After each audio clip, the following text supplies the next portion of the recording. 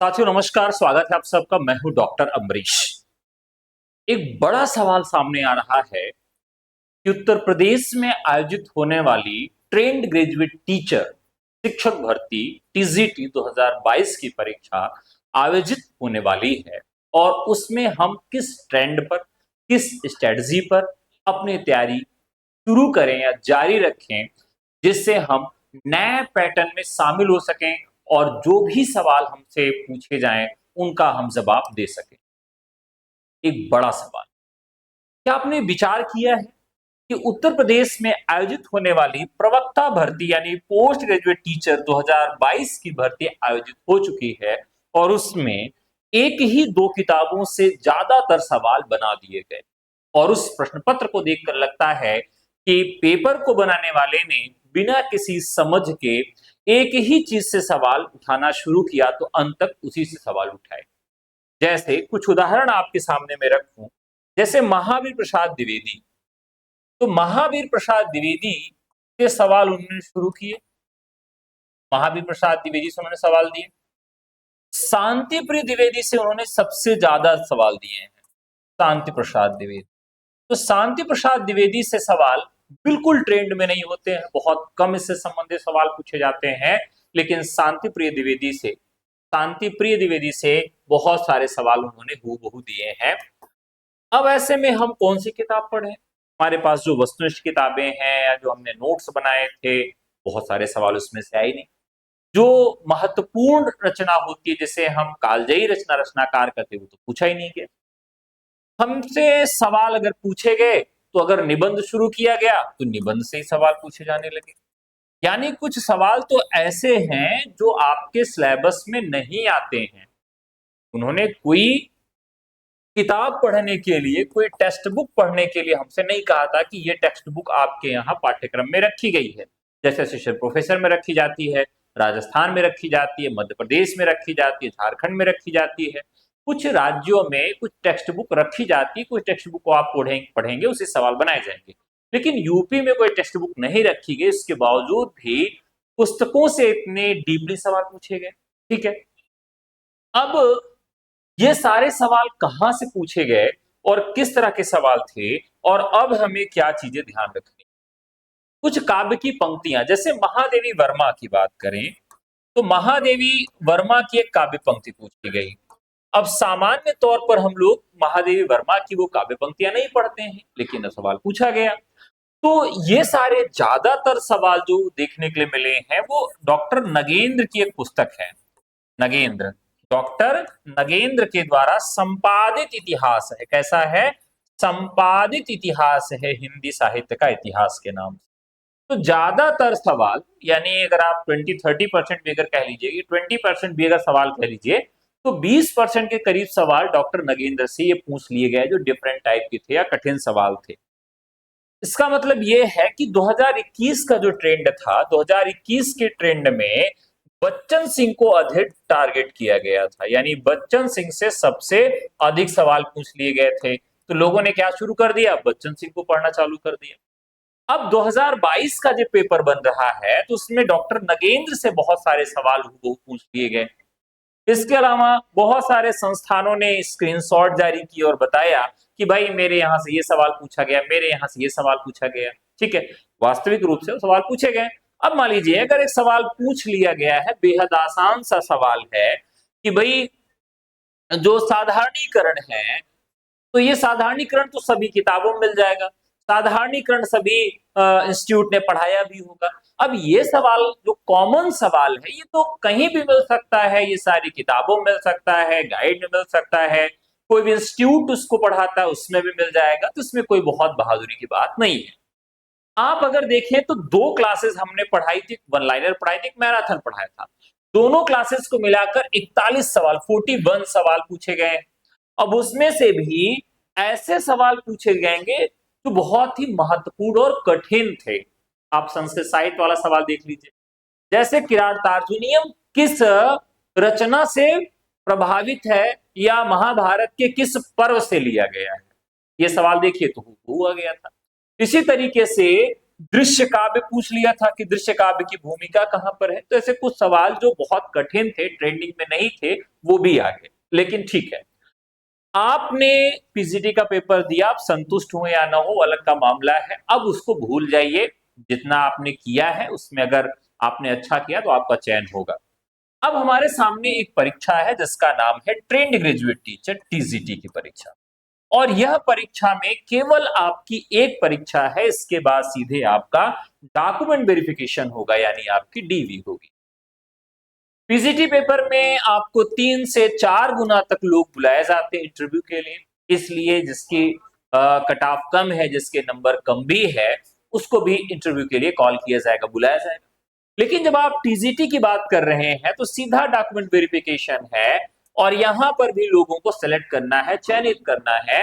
इसकी वजह से जो पेपर का स्तर होगा, कठिनाई स्तर आपका या तो पीजीटी के बराबर होगा या तो पीजीटी से कठिन होगा। अब सवाल ये उठता है कि पीजीटी के बराबर या पीजीटी से कठिन अगर टीजीटी का पेपर बनाया जाएगा तो ये पेपर कैसा होगा। पेपर साथियों कैसा होगा उसकी बात कर लेते हैं। जैसे मैं फॉर्म भरे जाने के बाद से लेकर और परीक्षा की तिथि जारी होने तक लगातार एक ही चीज पर लगभग सैकड़ों वीडियो बनाए, और उसमें मैंने कहा कि पैटर्न चेंज हो गया है। और पैटर्न चेंज होने के बाद मैंने दो चीजों पर ज्यादा जोर दिया था। एक तो आपका स्थापना स्थापना और तर्क, कूट मिलान और अनुक्रम। अनुक्रम, ठीक है। ये तीन चीजें, इसको मैं बार बार आप देखिएगा तो इसी को बेस्ड करके मैंने रील भी बनाई है, और कम से कम 20 रील बनाई होगी, 20 रील बनाई होगी कि इस तरह के सवाल पूछे जाएंगे। उस समय लोगों ने ये कहा कि भाई आपको क्या मालूम, जैसे आप ही पेपर बना रहे हो, फालतू की बात करते हो। हमने कहा कोई बात नहीं। इसके बाद एक चीज और उसमें इंक्लूड थी कि नवीन रचनाएं जो है वो आपके यहाँ रहेंगी, नवीन रचनाएं भी आपके यहाँ पूछी जाएंगी। फिर यहाँ क्या आता है, काव्य की पंक्तियां। काव्य की पंक्तियां, अब तक जो ट्रेंड था कि उसमें बहुत चर्चित और पारंपरिक काव्य की पंक्तियां पूछी जाती थी। अब ये काव्य की पंक्तियां जो आपके यहाँ पूछी जा रही हैं वो बिल्कुल ट्रेंडिंग पंक्तियां आपसे नहीं पूछी। कैसी पंक्तियां पूछी जा रही हैं, जैसे अब आपने सूरदास को पढ़ा है तो सूरदास से काव्य पंक्ति न पूछकर परमानंद दास से पूछी जा सकती है, परमानंद दास से पूछी जा सकती है, कृष्णदास से पूछी जा सकती है। ठीक है, आपने कबीर को पढ़ा है, रैदास को पढ़ा है, ठीक है, लेकिन कबीर और रैदास से निर्गुण में नहीं पूछा जाएगा ना। धर्मदास की काव्य पंक्तियां पूछी जा सकती हैं।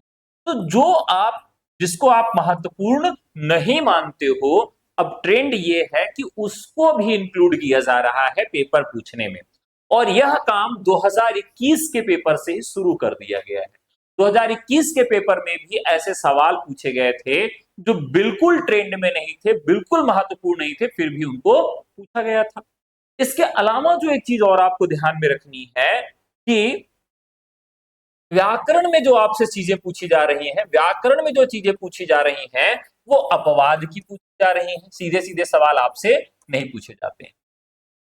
यहां पर जो 3 चैप्टर सबसे महत्वपूर्ण है, रस, छंद और अलंकार। तो रस, छंद, अलंकार को 2 पीडीएफ मैंने प्रोवाइड करवाया था, यानी 2 किताबों का पीडीएफ मैंने आपको प्रोवाइड कराया था, और मुझे लगता है कि 90% सवाल उसी बुक से आए। अब इसमें भी वो क्या होशियारी कर रहे हैं कि अगर आप टीजीटी में देखें तो अलंकार में उन्होंने डिफाइन नहीं किया है कि कौन कौन से अलंकार हमारे द्वारा पूछे जाएंगे। छंद में भी उन्होंने कुछ डिफाइन नहीं किया है कि कौन कौन से छंद पूछे जाएंगे। रस का तो मान लीजिए ठीक है, तो अलंकार और छंद से बिल्कुल उन्होंने क्लियरिफाई नहीं किया है कि कौन कौन से अलंकार पूछे जाएंगे और कौन कौन से छंद पूछे जाएंगे। ऐसे में हमारे सामने जो चुनौती आ गई है कि जो ट्रेंडिंग के सवाल उसको छोड़ दीजिए, नवीन छंद और नवीन अलंकार जो हैं वो आपसे पूछे जाएंगे। अब नवीन छंद और नवीन अलंकार का तात्पर्य नहीं कि वो छंद और वो अलंकार अभी तुरंत बनाए गए हैं किसी के द्वारा, बिल्कुल नहीं। वो छंद और वो अलंकार जो अब तक नहीं पूछे जाते थे। जैसे आप देखिए इस बार मानव पूछ लिया और हीर पूछ लिया, ठीक है। तो मानव और हीर ऐसा नहीं है कि बहुत नए छंद हैं, छंद तो पुराने ही हैं, लेकिन ये ट्रेंड में नहीं थे, इस दृष्टिकोण से ये नवीन छंद हो जाते हैं। तो अब आप देखिए कि जो छंद और अलंकार को लास्ट डे मैंने पढ़ाया तो उसमें भी सवाल पूछे गए, हूबहू सवाल है। विप्सा को मैंने बताया था उसकी परिभाषा, विप्सा हूबहू आ गया, कोई भी चेंज नहीं हुआ। तो जो नए अलंकार और छंद हैं उनसे भी संबंधित सवाल आपके यहां पूछे जाएंगे। अब देखिए, जब भी आप इस चीज को पढ़ें, रस, छंद, अलंकार और व्याकरण, चाहे वो संस्कृत व्याकरण हो चाहे वो हिंदी व्याकरण हो, जो चीजें आपको पढ़ने में आ रही हैं और जिसकी आपकी तैयारी है, उसकी संभावना 50% ही होगी कि वो पूछा जाए, और आसान भाषा में ये कहें कि पूरी संभावना है कि वो नहीं पूछा जाएगा। ये ध्यान में रख के तैयारी करिए, यानी जो आपको आ रहा है वो आपसे नहीं पूछा जाएगा। ये सोच के आपको नवीन तथ्यों को पढ़ना है और तैयार करना है। अब यहां पर जो स्थापना और तर्क के सवाल हैं, ये कोई नए तरह के सवाल नहीं है, बस जो परिभाषाएं और कॉन्सेप्ट आपका क्लियर है तो आसानी से इन सभी का जवाब दे सकते हैं।